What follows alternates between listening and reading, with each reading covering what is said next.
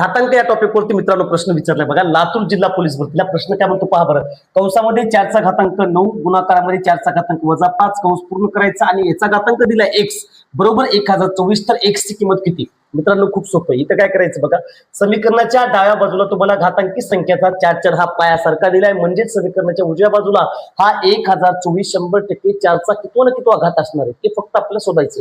मग काय करायचं बघा, आता इथं सर्वप्रथम तुम्ही जर इथं पाहिलं तर पायासारखा असल्यामुळे मध्ये गुणाकारचं नातं आहे, म्हणजेच घातांकी संख्येची काय होती बेरीज होते.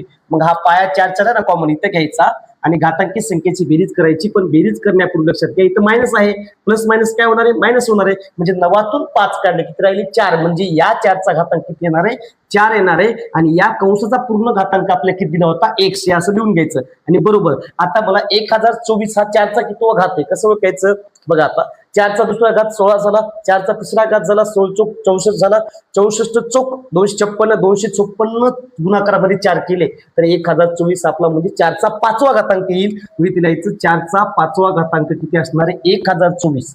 ओके, इथं जर तुम्ही पाहिलं अजून इथं पण गुणाकाराचं नातं असतं, म्हणजे 4चा घातांक हे 4x येईल बरोबर इथे 4चा घातांक 5. आता मित्रांनो घातांकी संख्येचा पाया जर का सारखा असेल तर घातांकी संख्या सुद्धा काय असतात सारख्या असतात. म्हणजे 4x बरोबर 5 आपल्याला x ची किंमत करायची. x बरोबर 5 हा गुणाकारामधला 4 इकडे भागाकारामध्ये जाऊन जमा होईल, म्हणजेच x ची किंमत आपली किती यायला पाहिजे 5 ची 4, जे की पर्याय क्रमांक आपलं 1 आहे.